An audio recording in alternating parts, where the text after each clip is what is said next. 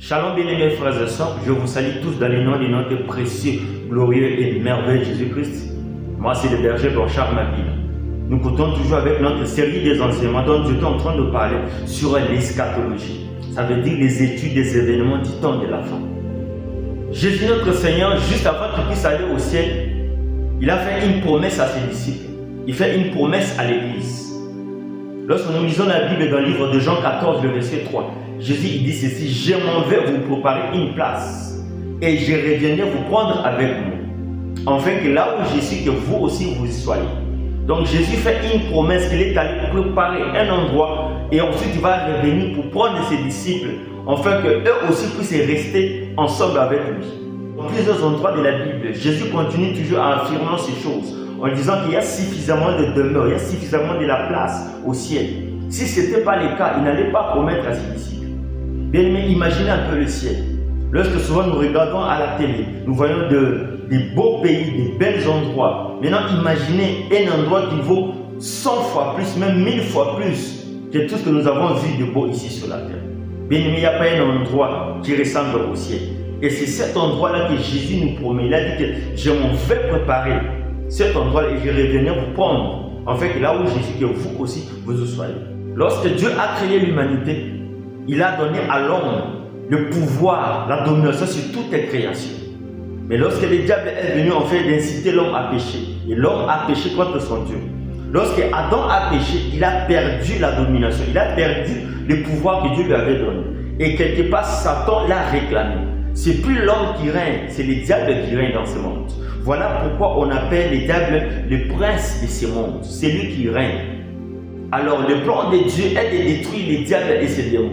Et il va aussi détruire cette terre. Pourquoi? Parce que lorsque l'homme a péché, l'homme avait souillé la terre. La terre était souillée. Alors Dieu a projeté qu'il puisse détruire ce monde. Il veut restaurer ce monde. Il veut remettre à l'homme la domination que lui il avait perdue. Le pouvoir de lui remettre la domination sur toute la création comme il lui avait donné. Et nous sommes dans les temps de la fin. Et le diable, connaissant ces choses, connaissant qu'il n'a pas assez de temps, il veut s'acharner sur les hommes. Il est en train de mettre en place des systèmes, des politiques, afin qu'il puisse détruire les hommes, afin qu'il puisse amener les hommes à la perdition. Une grande partie des hommes possibles, afin qu'il puisse les amener à la perdition avec lui. Alors bien, par rapport à ça, nous l'Église, Jésus veut que nous ne puissions pas traverser ce temps-là. Il y aura un moment qui viendra, qu'on appelle la grande tribulation. Alors par rapport à ça, Jésus reviendra afin de prendre son Église, afin d'enlever son Église. C'est le plus grand, parmi les plus grands événements que nous, l'Église, nous attendons. L'événement de l'enlèvement. À chaque fois que nous lisons la Bible et nous voyons du terme comme avènement du Seigneur, ça veut seulement dire enlèvement. Ça ne dit pas la même chose en français, mais ça signifie la même chose, l'enlèvement. Quand est-ce qu'il y aura enlèvement? Nous devons savoir que ça c'est un mystère que seul Dieu connaît. Personne ne connaît ni le jour ni l'heure que l'enlèvement va se passer. Mais Jésus quand même a donné quelques signes des événements qui vont précéder l'enlèvement. Alors bien aimé, on dit que ces jours-là, ça va se passer en un clin d'œil. Ça veut dire, ça sera tellement par surprise que les gens ne vont pas s'y attendre. Alors on va juste attendre le son de la trompette qui va sonner. Et là nous allons voir, Jésus viendra avec ses 16 anges. Il y aura les anges qui viendront avec le Seigneur et ils vont sonner la trompette pour annoncer l'enlèvement. Et la Bible dit dans Apocalypse 1, verset 7 que Jésus il viendra dans la nuée, tout tel le verra, tout tel le verra. Le monde entier verra le Seigneur Jésus. Et la Bible en continuant en disant que les gens se lamenteront à cause de lui. Il y aura des paniques partout dans le monde, mais tout tel verra clairement le Seigneur Jésus. Alors comment va se passer l'enlèvement? Heureusement, la Bible nous donne assez de précisions pour connaître ce qui va se passer ces jours.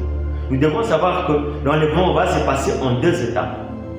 Premièrement, ça sera ceux qui sont morts en Christ qui vont se réveiller en premier, qui vont ressusciter en premier, en fait de rejoindre le Seigneur dans les airs. Dans le livre de 1 Thessaloniciens 4, le verset 16, la Bible déclare que les morts en Christ ressusciteront premièrement. Donc ceux qui sont morts en Jésus vont ressusciter premièrement. La deuxième étape, ça sera maintenant les vivants. Ça veut dire les chrétiens qui seront en ce moment-là. C'est eux qui seront enlevés. Lorsque nous lisons dans 1 Thessaloniciens 4, le verset 17, l'apôtre Paul dit que nous les vivons. Donc ça veut dire les gens qui sont les chrétiens, qui seront là en ce moment-là. Et ce n'est pas tout chrétien, ça j'insiste. Ça sera seulement ceux-là qui seront prêts à être enlevés. Donc ça veut dire les chrétiens en ce moment-là qui marcheront dans la crainte de Dieu, dans la sanctification. Alors seulement ceux-là vont rejoindre le Seigneur dans le terre. Quel spectacle magnifique, quel moment glorieux. Bien aimés, nous ne devons pas rater ces moments ici. La Bible dit que dans Philippiens 3, le verset 20 à 21, l'apôtre Paul dit que nous aurons des nouveaux corps glorieux incorruptibles. Alléluia. Au moment de l'enlèvement, ceux qui sont morts, ceux qui avaient ces corps détruits dans les tombeaux, ils auront des nouveaux corps avec de nouvelles robes. Ils vont rejoindre le Seigneur. Et l'apôtre Paul dit que ça sera des corps incorruptibles. Lorsque nous parlons des corps incorruptibles, ce sont des corps qui ne seront plus malades. Ce sont des corps qui ne seront pas atteints par des virus. Bien aimés, c'est tellement merveilleux. Et lorsque nous allons rencontrer le Seigneur Jésus-Christ dans les airs, c'est à ce moment-là qu'il va nous amener au ciel. Il va nous amener à cet endroit-là que lui, il était parti préparer pour nous. Alléluia, afin que nous puissions demeurer avec lui. Je tiens à préciser quelque chose de très important, c'est que l'enlèvement de l'Église, ce n'est pas la fin du monde. Lorsque l'Église sera enlevée, la vie va continuer normalement. D'ailleurs, il n'y aura pas tous les chrétiens qui partiront. Il y a d'autres qui vont rester. Il y aura juste quelques personnes qui vont partir par-ci, par-là, qui vont monter au ciel.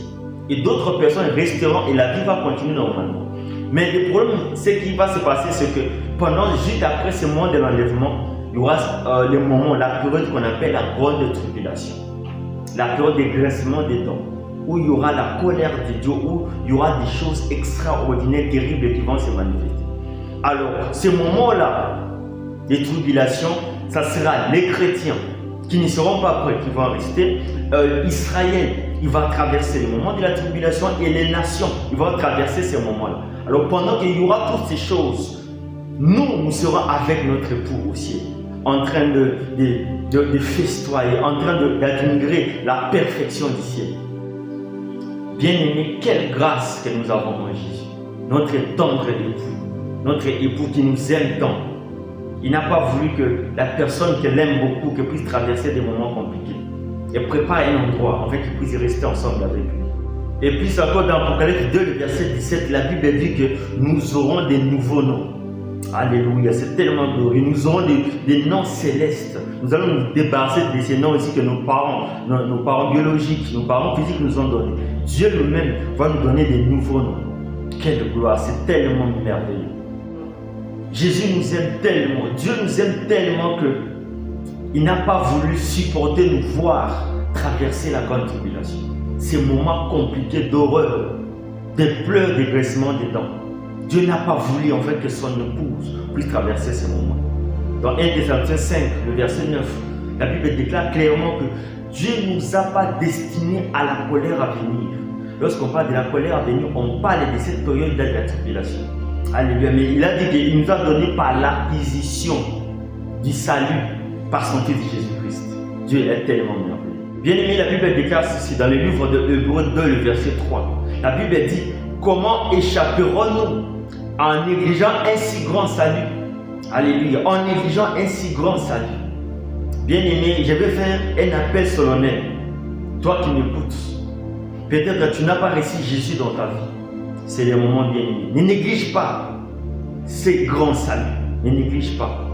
Et toi aussi qui as déjà accepté le Seigneur Jésus comme ton sauveur personnel, que tu puisses continuer à marcher dans ce voie, que tu puisses continuer à marcher dans la crainte de Dieu, dans la sanctification.